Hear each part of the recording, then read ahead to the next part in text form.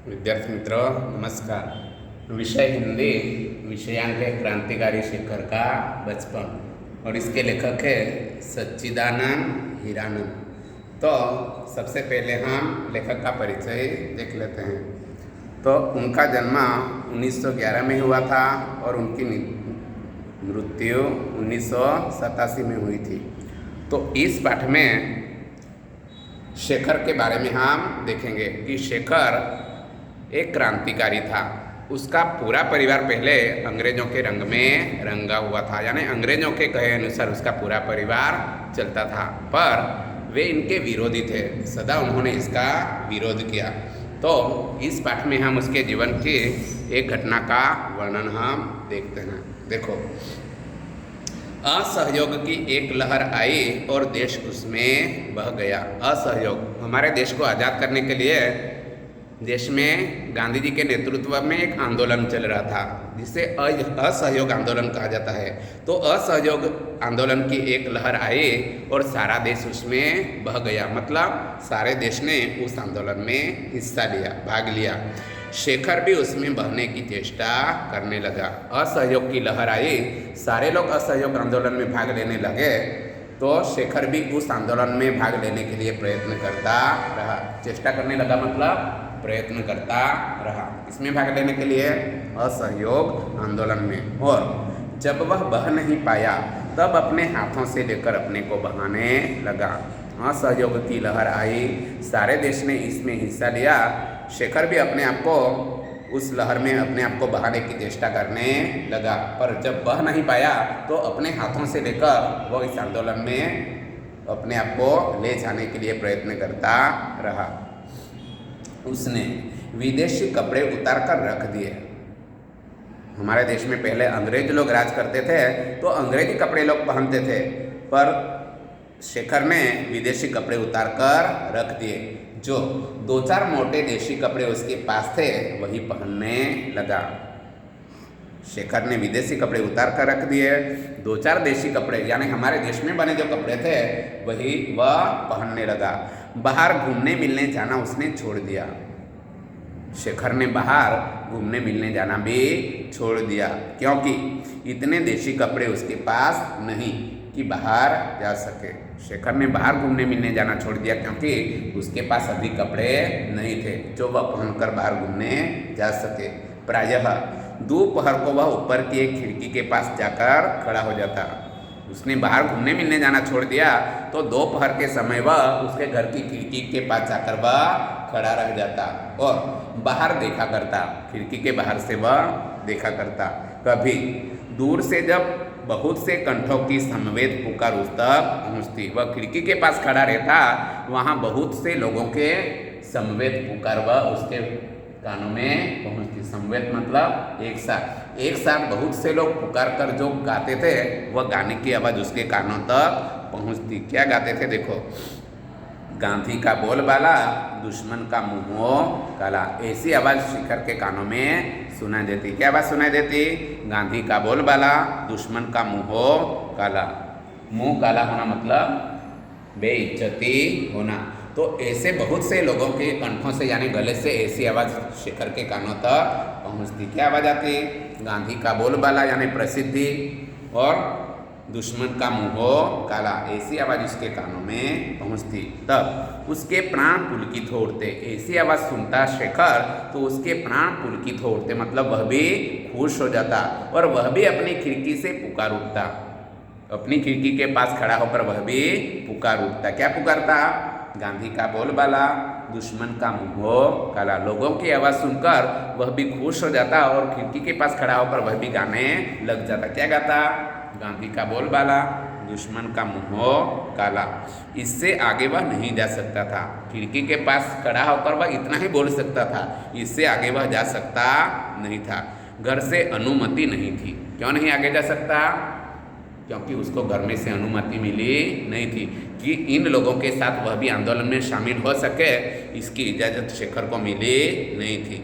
इसलिए इतना ही बोलकर वह रह जाता। लेकिन अनुमति का न होना ही तो एक अंकुश था जो निरंतर उसे कोई मार्ग ढूंढने के लिए प्रेरित किया करता था। आंदोलन में भाग लेने के लिए उसको अनुमति मिली नहीं थी। अनुमति मतलब आज्ञा नहीं मिली थी, पर अनुमति नहीं मिली वो उसके लिए अंकुश था, नियंत्रण था, जो उसे कोई मार्ग ढूंढने के लिए प्रेरित किया करता है। यानी घर वाले उसको इजाज़त नहीं देते थे, मतलब उसकी बहुत इच्छा थी आंदोलन में शामिल होने के लिए। माँ के अतिरिक्त जब सब लोग बाहर गए हुए थे, एक दिन की बात है, घर के सारे लोग घर के बाहर गए हुए थे, माँ ऊपर कोठे पर बैठी हुई थी। घर के सभी लोग किसी काम की वजह से बाहर गए थे और माँ ऊपर के रूम में बैठी हुई थी। शेखर ने घर के सब कमरों में से विदेशी कपड़े बटोरे, नीचे एक खुली जगह पर ढेर लगा दिया। शेखर ने क्या किया कि सभी कमरों में से जो विदेशी कपड़े थे, अंग्रेजी कपड़े थे, अंग्रेजी कपड़े बटोरे और एक खुली जगह में ढेर लगा दिया। फिर लेम्पे लाकर उस पर मिट्टी का तेल उड़ेला। विदेशी कपड़े उसने खुली जगह में रख दिए और लेम्पे लाकर उस पर मिट्टी का तेल डाला। मिट्टी का तेल मतलब केरोसिन डाल दिया जलाने के लिए और आग लगा दी। सभी विदेशी कपड़ों को बटोर कर लाया, खुली जगह में ढेर लगा दिया और केरोसिन डालकर उसने सभी कपड़ों को आग लगा दी, क्योंकि उसको विदेशी कपड़ा और विदेशी भाषा से नफरत हो गई थी।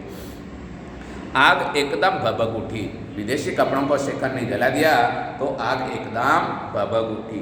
शेखर का आह्लाद भी भभक उठा। कपड़ों को जलते देखा तो वह भी खुश हो गया, आनंदित हो गया। वह आग के चारों ओर नाचने लगा। कपड़े जला दिए, आग जलने लगी तो आग के चारों तरफ वह नाचने लगा और गला खोकर गाने लगा। गला खोलकर वह गाने लगा। क्या गाने लगा? गांधी का बोलबाला, दुश्मन का मुंह काला। थोड़ी देर में माँ आई और थोड़ी देर में शेखर के गाल भी मानो विदेशी हो गए। शेखर ने कपड़े जला दिए, थोड़ी देर के बाद माँ आई और थोड़ी देर में शेखर के गाल भी मानो विदेशी हो गए। मतलब शेखर की माँ ने उसको बहुत मारा, लेकिन ढेर राख हो गया था। लेकिन तब तक तो सारे कपड़े जलकर राख हो गए थे। शेखर के मन में विदेशी मात्रा के प्रति घृणा हो गई थी। शेखर के मन में विदेशी चीज़ों से घृणा यानी नफरत हो गई थी। उसने देखा कि हमारी नस नस में विदेशी का प्रभुत्व ही नहीं, आतंक भरा हुआ है। शेखर को क्या पता लगा कि हमारी नस नस में विदेशी का प्रभुत्व नहीं, आतंक यानी भय भरा हुआ है। यह जब से उसने जाना तब से विदेशी चीज़ों से उसे नफरत सी हो गई। उससे पुरानी बातें भी याद आई और नई भी। शेखर को पुरानी बातें भी याद आई और नई बातें भी याद आई। वह देखने लगा। उसे यह भी ध्यान हुआ कि पिता उसे घर में भाइयों से अंग्रेजी में बातचीत करने को कहा करते हैं। शेखर ने यह भी देखा कि भाइयों से बातचीत करने के लिए भी पिताजी कहते हैं कि अंग्रेजी भाषा ही बोलना। क्या बोलना है? अंग्रेजी भाषा में ही बोलने के लिए उसके पिता आग्रह करते थे। यह भी कि वह शैशव से अंग्रेजी बोलना जानता है। शैशव मतलब बचपन से ही शेखर अंग्रेजी बोलना जानता है, पर हिंदी अभी सीख रहा है। बचपन से ही शेखर अंग्रेजी भाषा बोलता था, पर जब उसको पता चला कि अंग्रेजी उसकी मातृभाषा नहीं है, तब उसने धीरे धीरे हिंदी सीखना शुरू किया। उसकी पहली आया ईसाई थी।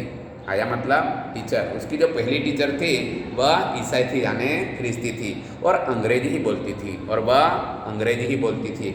उसका पहला गुरु जिसके साथ उसे दिन भर बिताना होता था वह एक अमेरिकन मिशनरी था। जिस गुरु के साथ उसको दिन भर रहना पड़ता था वह गुरु कौन था? अमेरिकन मिशनरी था, जो पढ़ाता चाहे कुछ नहीं, दिन भर अंग्रेजी की शिक्षा देता था। अमेरिकन मिशनरी जो गुरु था वो पढ़ाता कुछ नहीं था, पर दिन भर अंग्रेजी की शिक्षा उसको देता था।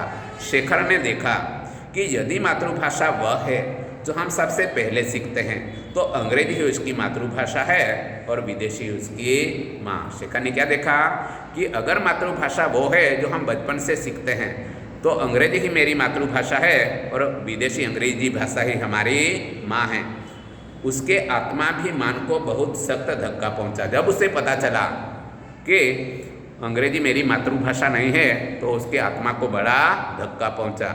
जिसे मैं घृणित समझता हूँ उसी विदेशी को माँ कहने को बाध्य हूँ। शेखर के मन में लगा कि जिस भाषा को मैं नफरत करता हूँ उस भाषा को मैं माँ कहने के लिए बाध्य यानी मजबूर हो जाऊं, विवश हो जाऊं, ये कभी हो सकता नहीं।